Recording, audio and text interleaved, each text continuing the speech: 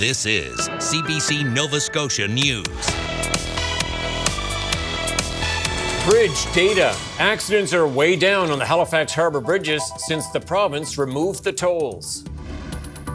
Avoiding America. This lifelong boater planned a long trip through the U.S. Then Trump became president.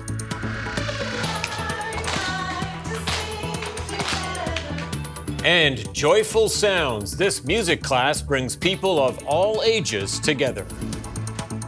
Increasing clouds tonight and throughout Wednesday with some much needed wet weather on the way. Your full forecast is coming up.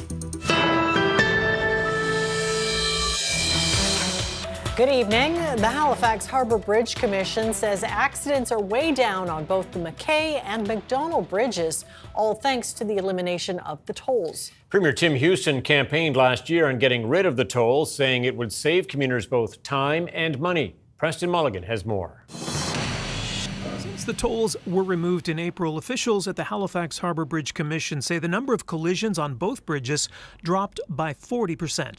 Staff there say before they were removed, most of those collisions happened around the toll plazas.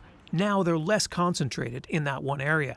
It's something tow truck drivers can attest to. It's actually less, I think, and the traffic is flowing better. And there's more of it. The reduction in fender benders comes even as the Commission is reporting a 10% spike in traffic volume. It's hard to say why. Perhaps, they say, a combination of population growth, more people returning to work in the office, or tourism. Whatever it is, regular users aren't complaining. So you're just not seeing the accidents either on the span or the approaches as much? Not near as much as we used to, that's for sure. At least in my experience.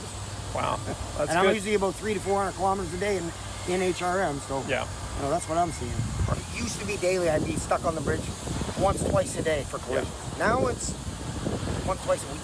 But has the elimination of tolls reduced overall congestion in and around Halifax?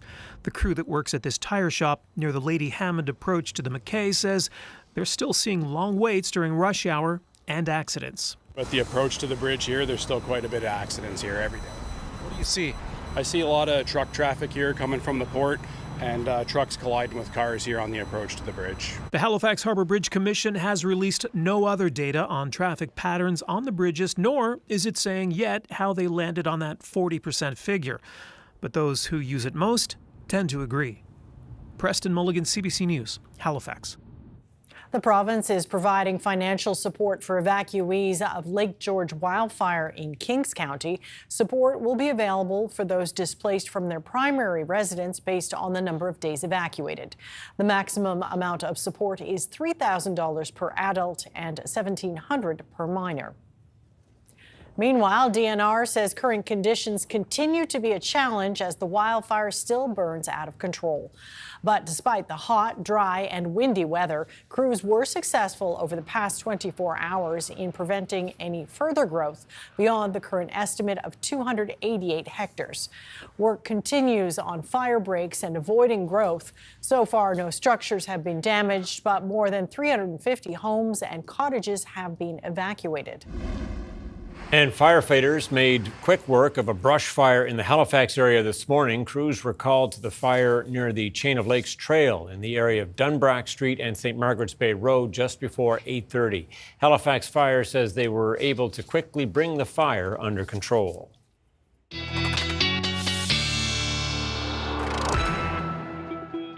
And Ryan Snoddon with us now. First quick look at the weather forecast. And some much needed rain coming our way. Yeah, that's right. Rolling in throughout Wednesday, mostly later Wednesday, as you will see with the timeline in a second. First, let's show you how much, which is, of course, what everybody wants to know.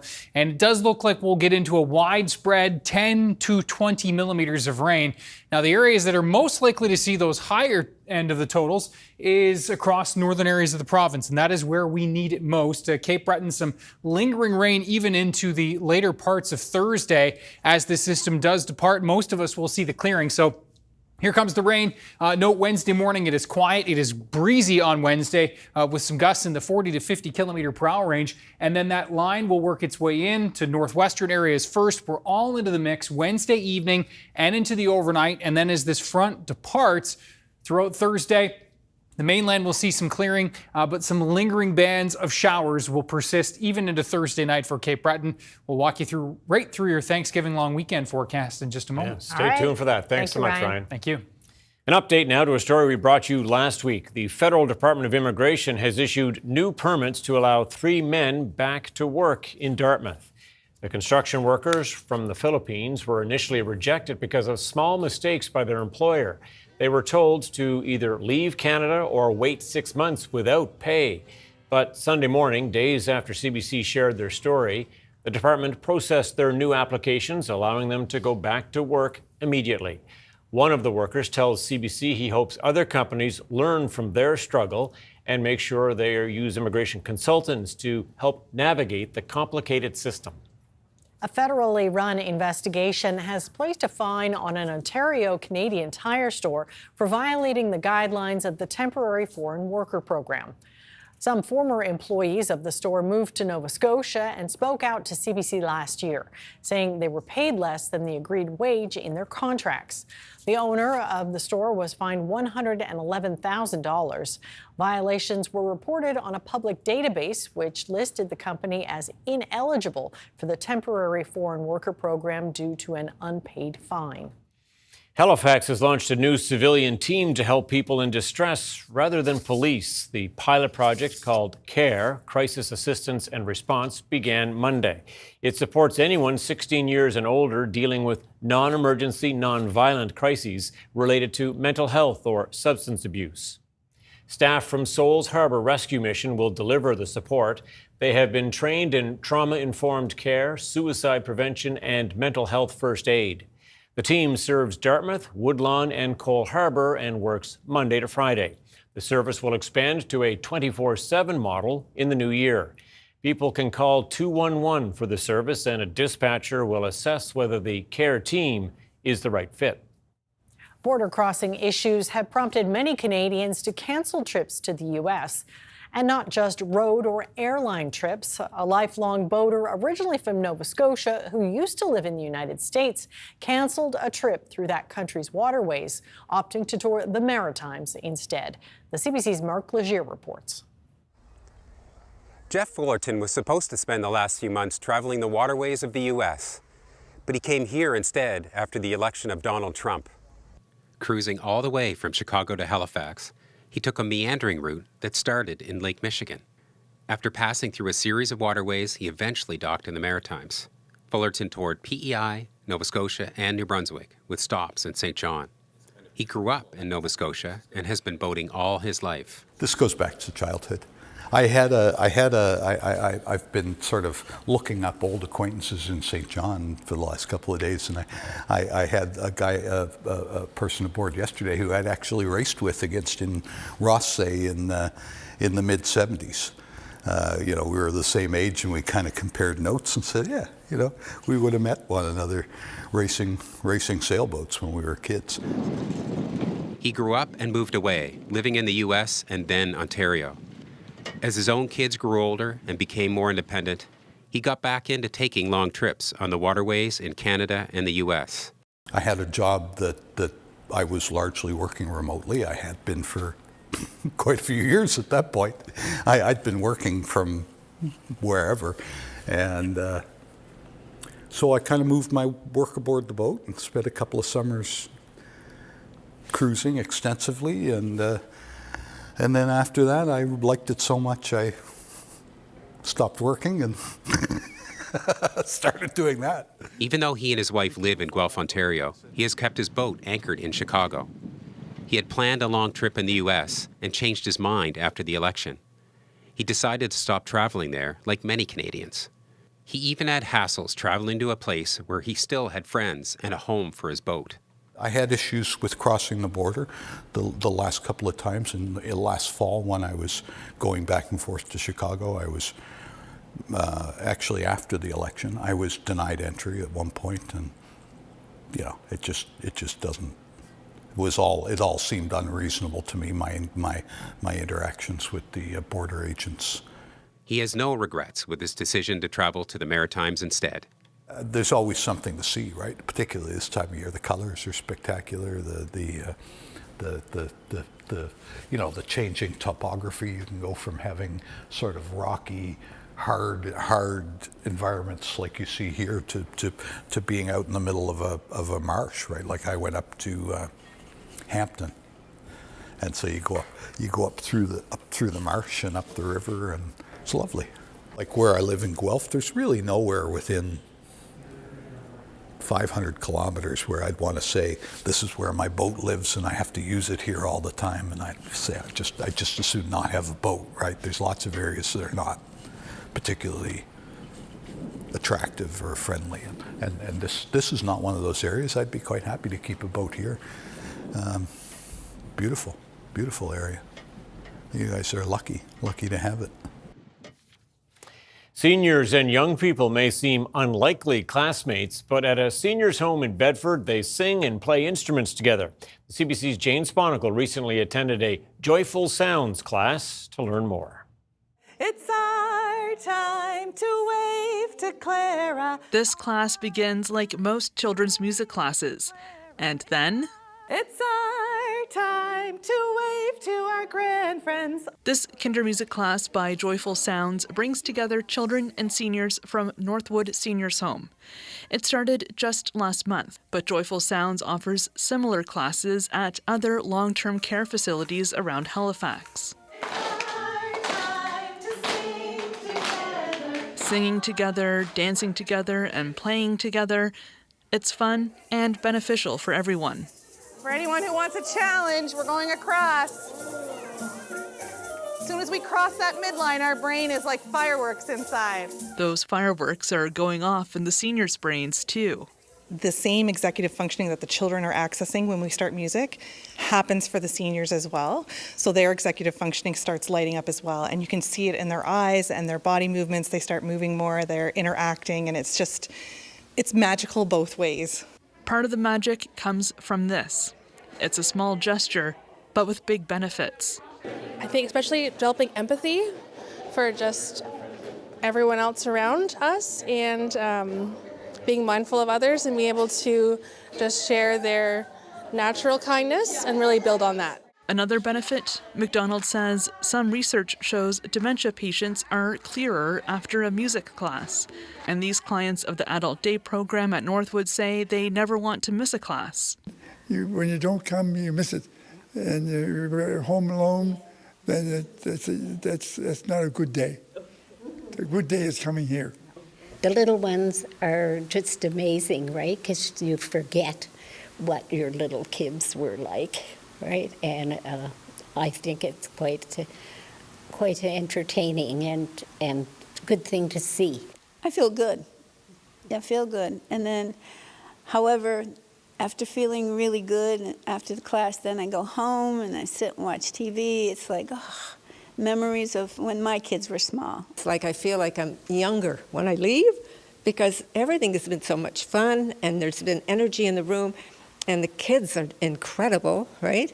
So it's just one of those things that I just, bring it on. So you feel like re-energized after? Yeah, you can tell, right? It's this kind of energy, McDonald says, is why her work is rewarding and benefiting her students of all ages. Jane Sponicle, CBC News, Bedford. Nice stuff. All right, it's game day. The Toronto Blue Jays look to sweep the New York Yankees in Game 3 of the ALDS. And support for the Blue Jays is not limited to Toronto. Playoff fever is Canada-wide, including here in Halifax. Here's what a few people had to say as they cheer on Canada's team. It's our only team in Canada, right? So yeah, absolutely, Canada's team. I think the whole country's kind of united by them. I think that's what's special about their team. They're the only team that has a whole country behind them instead of just one state, so that's kind of incredible. It's Canada's team. That's how it's always been marketed, and I actually have a lot of Boston Red Sox fans or friends that are fans of the Red Sox, and don't know any Yankees fans off the top of my head, but it's great to cheer for the Jays out here and show support for the country. There's no way I would cheer for the Red Sox or the Yanks. It's Jays. It's definitely Jays. If the Blue Jays win tonight, they will move on to the American League Final for the first time in nearly a decade. Oh, isn't that beautiful? Shad Bay. Ryan's up next with the full weather forecast. See you in a bit.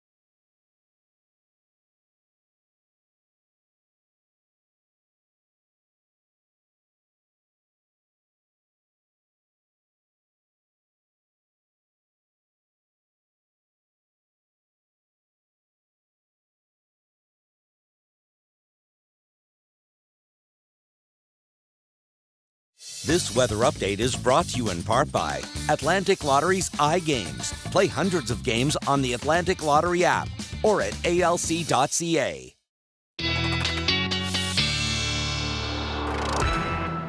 All right, let's dig a little deeper into the weather forecast now, and I don't think anyone's going to complain too much that there are showers in the forecast. No, we've been waiting a while for this to happen, so good news. Yeah, that's right. And shower chances for tomorrow, but then straight up a line of rain coming through from west to east, which will be much needed. And as I said earlier, it looks like the baseline is about 10 millimeters. Looks like the higher end will be 20 millimeters, but could see some pockets that do exceed that, and we'll keep our fingers and toes crossed for that. First and foremost, a live look at Masstown, looking out towards the Cobequid Mountains. Look at those trees. Huh? Yeah, beautiful hue there. Lots of color, and boy, that sun is getting awfully close to setting. Yeah, it's definitely getting earlier and earlier, isn't it? Now, listen, yesterday we were talking about some of the warmest temperatures ever recorded in the province for the month of October. Today, not quite that warm, but Port Hawkesbury, Sydney, and Ingonish, these are the warmest temperatures those stations have recorded in the month of October. So those are new station records for the month. 30 at Ingonish today. So certainly very, very warm. As we look at the current temperatures out there right now, yeah, we've started to slide, obviously, but still a very lovely evening for this time of year. Now, as we look at the current winds, sustained near 20, 30 kilometers per hour, and we are seeing some gusts 30 to 40 kilometers per hour. The winds are going to remain persistent tonight. That's going to keep our temperatures pretty comfortably warm. Another windows open, sleep kind of night for tonight. There's the front, dividing what is the very, very warm summer-like air with the fall air on the other side. A little dose of reality here for sure. 9 degrees in Winnipeg right now. 11 in Thunder Bay, 17 in Toronto, and that is the cooler air that is going to be swinging in for us over the next few days, really just kind of bringing us back to reality. Overnight lows tonight, 15 to 17 degrees, so it is going to be very warm, as I said. These are going to be our daytime highs for the weekend, so that just gives you a little sense of where we are right now in this summertime air. Now for Wednesday, we're going to see some increasing clouds overnight. Wednesday morning, generally a partly cloudy sky, a mix of sun and cloud for most, a little brighter toward the east, a little cloudier toward the west, and then that cloud will really thicken up through Wednesday morning. Now, a couple of spotty shower chances ahead of this main line, which is going to be coming in from New Brunswick. This is what's going to be approaching into the afternoon. Cumberland County back through the Fundy Valley, the Fundy region, and into Digby and Yarmouth. Note the spotty showers ahead of the main line, which could push up towards Halifax. Anywhere really across the mainland will run a risk for showers into the afternoon. But this is the meat and potatoes of the system, which will push its way in Wednesday evening. And you can see by the time we get to around this time tomorrow, Colchester, Cumberland, the Valley, pushing up towards Halifax, the South Shore, and then this will all work through Wednesday evening. That's when it'll be wettest. That's when the winds will go from southwest to northwest, and that's when we'll usher in that cooler air. For Wednesday, we're looking at temperatures ranging between 21 and 23, 24 degrees. Likely a little bit warmer for Victoria County there. We are looking at those southwest winds gusting 40 to 50 kilometers per hour. Similar story for central, eastern parts of the mainland, temperatures into the low 20s. We'll see that cloud cover thicker here for western areas of the region with those southwest winds 30 to 50, and we are talking about that rain, as I said, pushing in throughout the afternoon. There's Wednesday evening, so we're all into the mix here now, and by the time we get to Thursday, lingering shower chances for the central and eastern parts of the mainland. It's Cape Breton that on the backside of this system gets into these scattered showers throughout the day on Thursday. So that could bump totals up a little bit more for you folks. Have a look at that. Whew, single-digit highs on Thursday. This will be one of the coolest days so far this season, if not the coolest day. Many of us have not seen a single-digit high yet. Quick one more look at this rainfall outlook, 10 to 20 millimeters, and the potential for some pockets higher than that for northern areas and into Cape Breton. And so we'll hope for that. As we look at Friday, even a chance for showers over Cape Breton. Looks like that'll taper off in the morning. The mainland is fine, so we'll keep an eye on that Cape Breton forecast. Either way, we're all smooth sailing. Saturday, Sunday into Monday, Thanksgiving weekend is looking pretty pleasant indeed. Temperatures near just above seasonal, and sun and cloud in the mix. We'll have another update on the tropics and Jerry, which just formed. We'll talk about that coming up with your viewer picture a little later on. All right. Stick around for that. Thanks, so Ryan. much, Ryan. Thank you.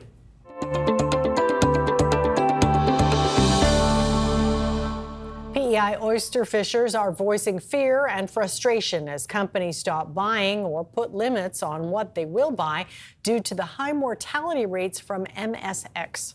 After 14 months of waiting, the fishers say they need government support now, especially as many worry about paying the bills this winter. The CBC's Nancy Russell reports.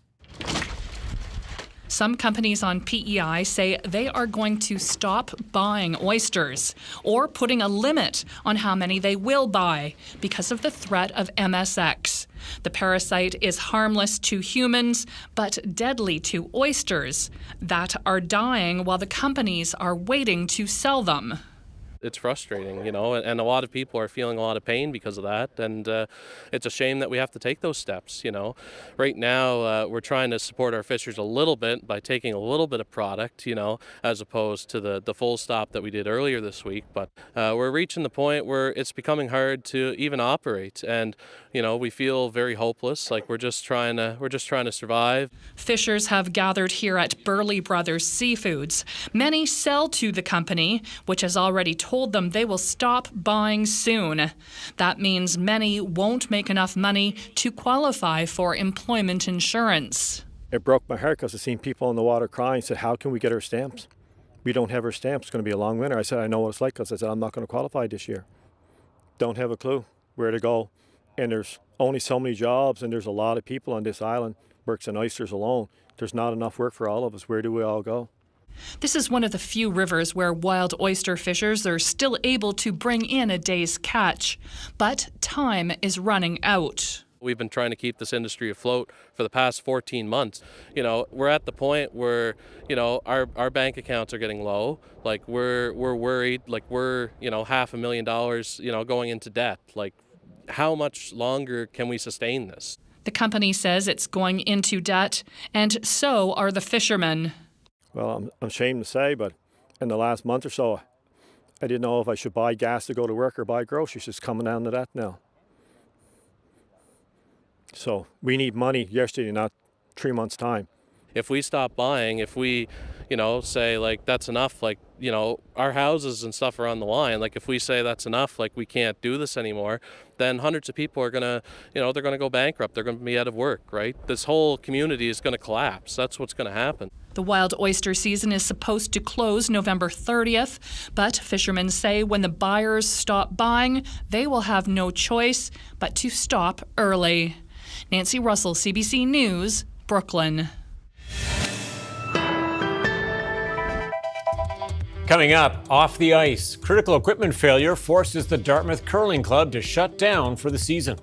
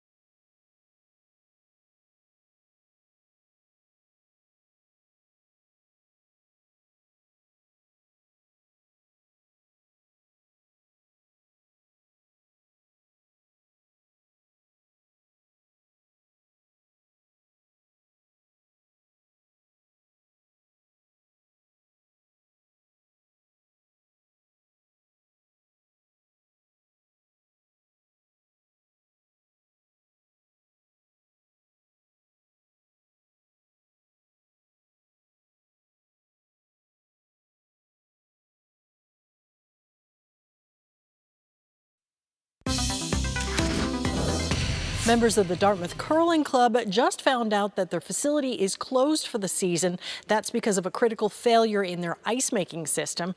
And I'm here with Kimberly Pickett, whose kids curl here.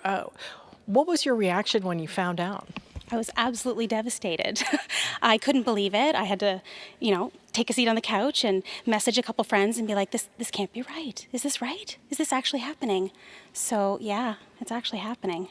Did you learn through an email or how did you find out? Yeah, so they sent out an email to all of the Dartmouth Curling Club members last night just to say, you know what, we have an issue with the ice making system and we don't know if it's repairable or when it'll be repaired, and therefore we can't have a season. So the season was supposed to start actually next weekend, and we've registered, we've paid our dues and our fees, but we're not able to play. So we're devastated. There's so many of us, my kids in particular, they're 7 and 10, and both of them have curled here for the last 2 years. This is the start of their 3rd season, and they're in a Little Rocks program, and it's been so wonderful for them.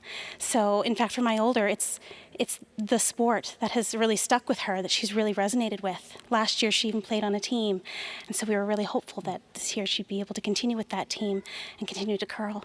But the problem will be now, there's so many kids in the program here at the Dartmouth Curling Club that don't have any results to go. Many of the other clubs that are around town, they've already started or they already are at capacity. So it's really unfortunate for us. If you look behind us, those are puddles. So do you know much about what went wrong with the system and how much it might cost to fix it? I don't have any of that information. I just know that as a parent, this is devastating. Our kids were upset. My oldest was crying a little bit last night because she was just thinking about, this is my sport. What am I going to do if I don't curl? Basketball's not the same. Well, you talked about paying your membership dues and everything. Yeah. Are you going to be able to get them back? Oh, yes. And they made sure to say that in the email that, rest assured, just bear with us. We're going to issue refunds, but we don't want refunds. We want to play.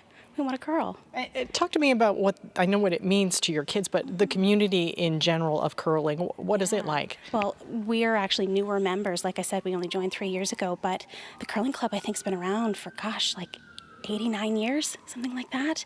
I know so many people. My older aunt and uncle, they've curled here. My best friend curled here about 15 years ago. It's kind of been a pillar in Dartmouth. It's been around for so long, and it's become a hub, a real hub for all ages, not just kids starting at age 5, which is the age you can start in the Little Rocks program, but also right up to 99. It really is a wonderful sport that is continuing to grow worldwide. And we are so lucky to have this here in Dartmouth. It's been a pillar for so long. So I'd really love to see it continue. So anything we can do to help bring awareness. Well, what is next? What steps do you think the club can take to try and, fundraise? Yeah, I honestly don't know. I don't know what they plan to do or what's in the works. I'm not in the background, but I just know as a parent for my kids, I'm really concerned now. What are we going to do? This was something that was, budding, and my daughter was really running with it and doing really well with it. And now I don't know if we can continue with this sport at the moment, at least for a season. So. Do you think levels of government should step in? Gosh, if it's appropriate, if that's where they need to go, then absolutely. But I don't know what the steps are and what needs to happen with a situation like this. I just know that I want it to reopen. So. In the meantime, what are you guys going to do? Well, I guess in the meantime, we'll look into the 1 or 2 other clubs that are here in Metro, see if they have some openings, but it won't be the same. It'll very much feel like we're just, stepping into someone else's world, and we're just there temporarily, because the minute we can open back up here in Dartmouth, we'll be back. All right. Yeah. Well, thanks so much for your time. We appreciate it. Yeah, no problem. Anytime.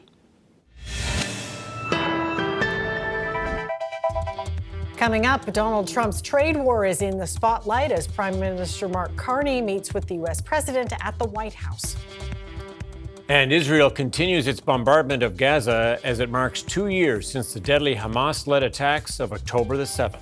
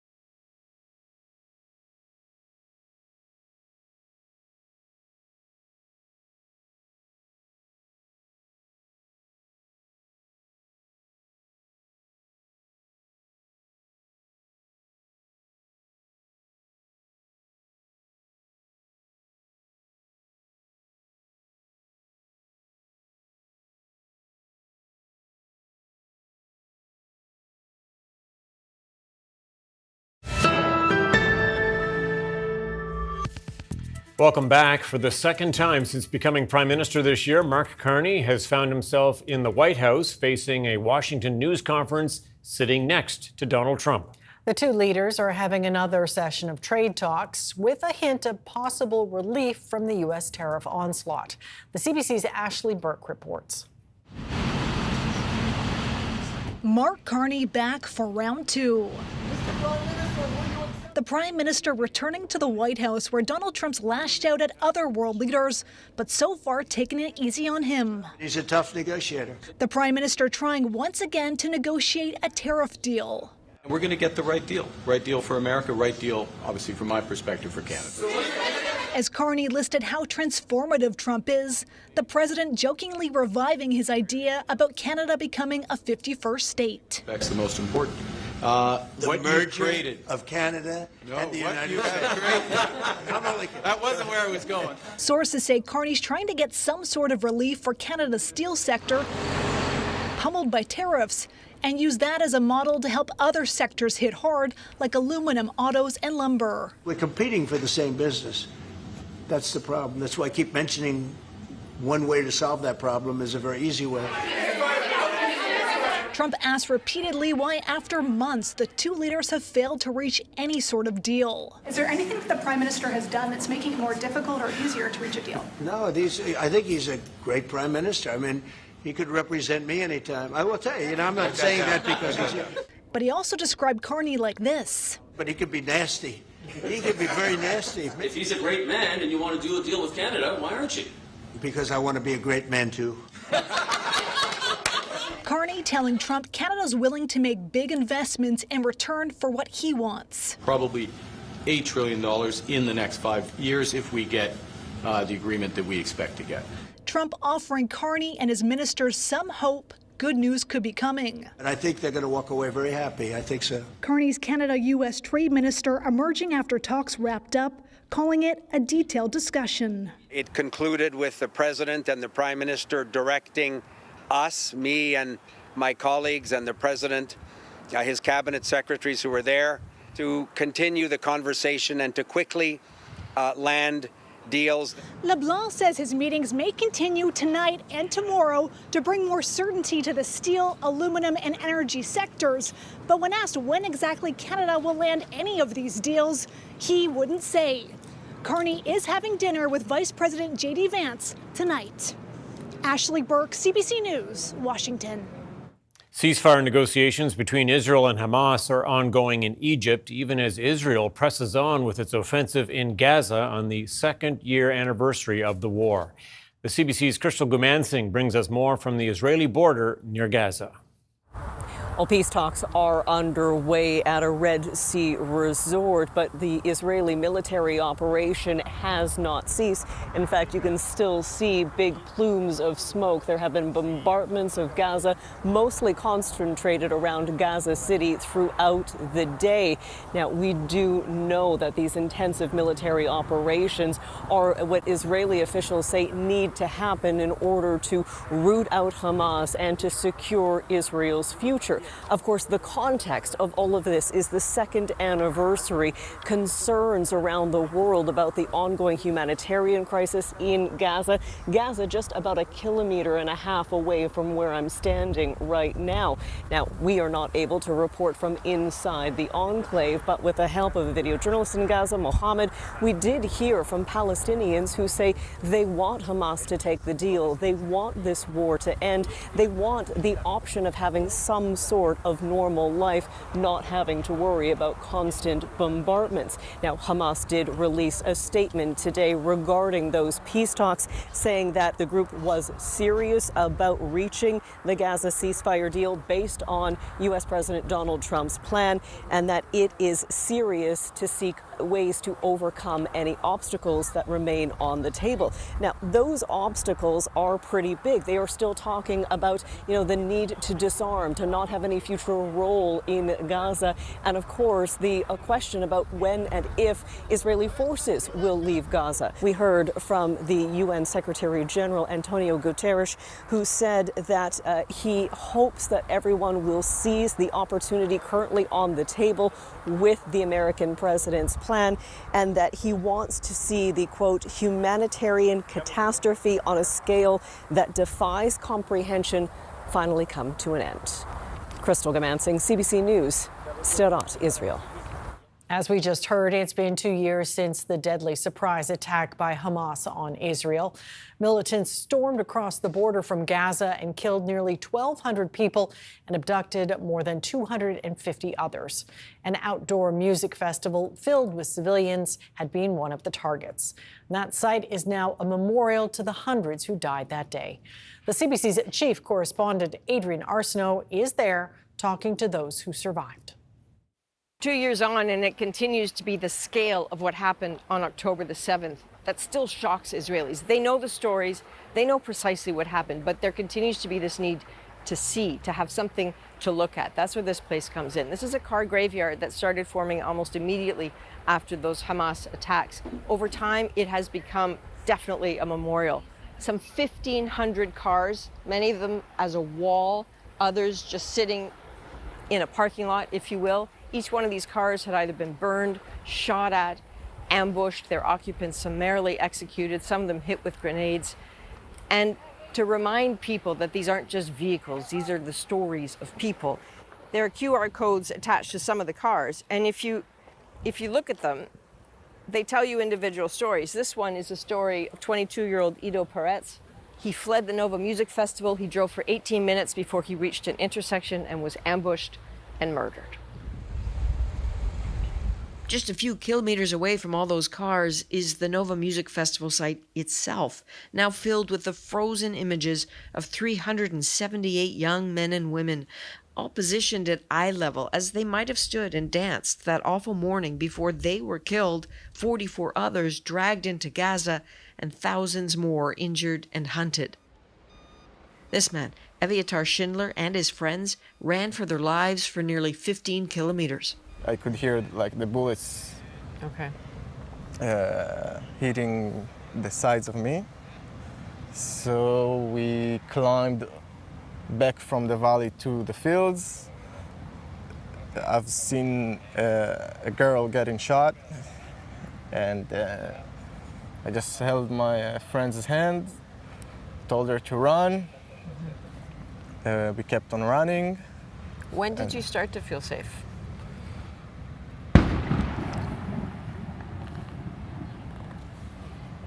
Sorry. I'm okay. So what was that? Artillery, it seems, firing into Gaza at what or who isn't clear. Neither is it clear if peace really is coming. And even when the killing does stop, healing is going to take generations. And that report from CBC News chief correspondent Adrian Arsenault. She'll have more special coverage from the region tonight on The National from Tel Aviv. The two major figures of the 2022 Freedom Convoy were sentenced today. Tamara Leach and Chris Barber were found guilty of mischief earlier this year. Barber was given an 18-month sentence, 12 months spent at home. For the remaining 6 months, he will have a curfew and will do 100 hours of community service. Leach was given a similar conditions, but her total sentence is 15.5 months based on time served. The two were charged for their roles in the protests that blockaded Ottawa's downtown core for several weeks in early 2022. The loud protests and the congestion made life miserable for residents and disrupted businesses. Some businesses in Newfoundland and Labrador say shipping to the U.S. has become uneconomical. It's after the Trump administration ended the de minimis exemption. The nearly century-old rule used to allow goods less than $800 to cross the border duty-free. The CBC's Heather Gillis has more. By shipping to the U.S. right now, we lose money with every book that goes out the door. St. John's-based publisher Jerry Cranford sells a lot of books, all stacked high here in his warehouse. Cranford says he's stopping shipments to the U.S. Recently, he sent 3 cases with 96 cookbooks and says he got a big bill at the border. We were surprised to learn that we had been levied with a $1,400 tariff for these 3 cases. It's all because the United States ended the de minimis exemption, which allowed commercial shipments under $800 to enter that country duty-free. It's not the only thing eating up Cranford's profits. Canada Post is on strike, and he says other couriers are more expensive. We might be looking at $30 shipping fees, depending on the size of the order. And it isn't just local booksellers that are feeling the pinch. Many local tourism businesses here in downtown St. John say they aren't shipping to the U.S. anymore either. 9 heritage shops like this one operate across Newfoundland and Labrador, selling items from local artisans. They've stopped shipping to the U.S. Executive Director Jane Severs says American customers were willing to pay the tariffs, but said it created too much uncertainty since fees like customs and brokerage need to be paid up front. Just the risk and the added cost and the manpower, the paperwork, it's just not possible for an organization of our size. They also couldn't guarantee shipping timelines anymore. Severs says many of her suppliers depend on web sales going south and worries about how the tariffs will affect them. And so, there's a knock-on effect for us. If those people aren't viable and go out of business, then it's less producers, local people we have to sell in our stores. Meanwhile, back at Flanker Press, Cranford says he's going to keep a keen eye on Prime Minister Mark Carney's meeting with U.S. President Donald Trump to see if there are any changes that could allow him to send small shipments again. Heather Gillis, CBC News, St. John's. To get more industries to embrace renewable energy, batteries need to be stronger, lighter, and safer than lithium-ion.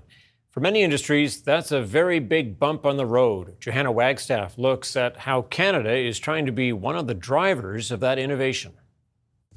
Everyone's talking about electric cars, but if Canada wants to go fully electric, we got to talk about the giants of the road, the big rigs, the buses, the trucks.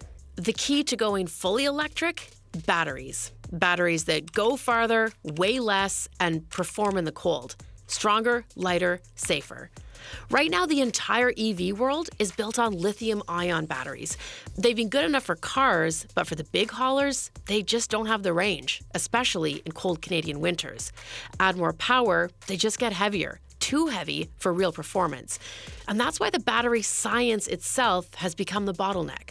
That's why we're here at one of Canada's biggest EV conferences, where industry leaders are showing off what the next generation of batteries could look like. One of the biggest breakthroughs is solid-state batteries, which swap liquid electrolytes for ceramics. That's really where you get the weight benefit from. It lightens up because it's much more dense. It's going to be expensive. So unfortunately, the long-haul market that wants it or needs it won't be able to access it because cost is a big factor for that market. And then there's safety. Current lithium batteries carry fire risks, especially under heavy loads. Canadian engineers are working on new cooling systems like partial immersion designs that stop fire before they spread. We are hearing a lot about new generation battery cells, but when you have a cell, you need to package it and you need to have the full system around it to be able to use it in a vehicle. So we have the solutions, but the price tag keeps getting in the way. Here's the reality. Stronger, lighter, safer batteries will first show up in niche markets, high-performance vehicles, racing, even defense, before trickling into freight. Globally, China is leading the charge, but Canadian researchers are carving out a role too. They have to. Road transportation makes up about 23% of Canada's emissions, and most of that comes from commercial vehicles. If Canada wants to be fully electric, it won't be decided in the driveways. It will be decided on the highways, with stronger, lighter, safer, and cheaper batteries. And that report from the CBC's Johanna Wagstaff in Vancouver. Canada's main stock index finished in negative territory today, weighed down by losses in the consumer's cyclical sector, while U.S. markets also fell. Here's a look at the numbers as we head to commercial break.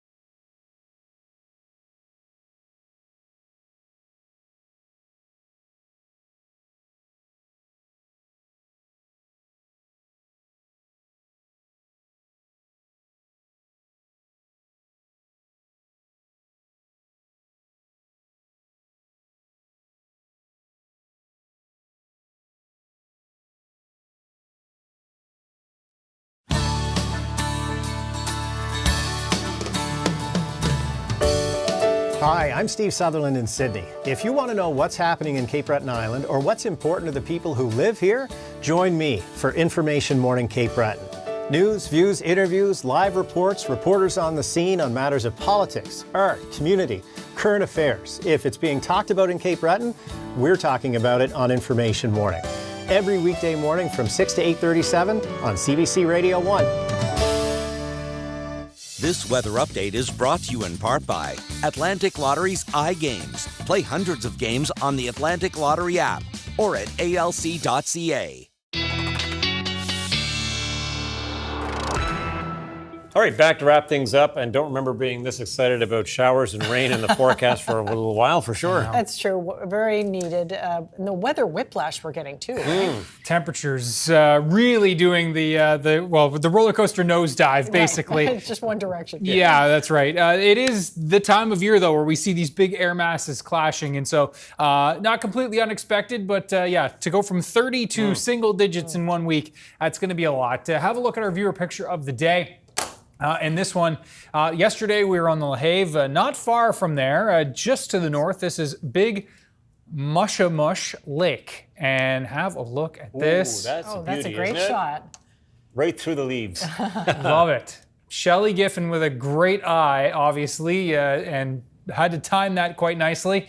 And love the leaves turning there. So much going on. Love that picture. Shelley, thank you so much. Ryan's picks at cbc.ca. Okay, so there is the setup for tonight into tomorrow morning. The increasing clouds, the southwest winds gusting near 50 kilometers per hour. Steady winds overnight tonight, but as well. But tomorrow, really kind of those gustier winds. And then that rain comes in. Northwestern areas first, a chance for showers ahead of the main line, but the main line really arriving through the afternoon into the northwest, elsewhere throughout the evening and into the overnight. It's a quick mover for most. So that's why really we're kind of limited to that 10 to 20 millimeter amount. But on the backside of that system, Cape Breton into some scattered showers throughout the day on Thursday. So the potential for some higher totals there. High pressure moving in, clearing us out. And so, looking quieter as we turn the page into the weekend. Boy, look at those highs on Thursday. Highs, you say? Yeah, exactly. Pretty cool Thursday, but recovering as we move into the weekend. All right, thanks for that, Ryan. Well, the Essen Light Festival in Germany is promoting peace through a display of light and music. I think a good thing about the Essen Light Festival is that it's pretty international and many cultures come together. They mix in a form of art. It's about peace, it's about harmony, light coming together. And this is what peace is all about. The festival is celebrating its 10th anniversary with installations reflecting the theme Imagine Peace.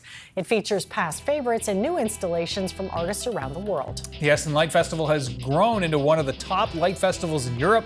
It runs through October the 12th. And spectacular it is. Yeah. That's it for us tonight. Thanks for watching. We'll see you next time. Good night. Good night.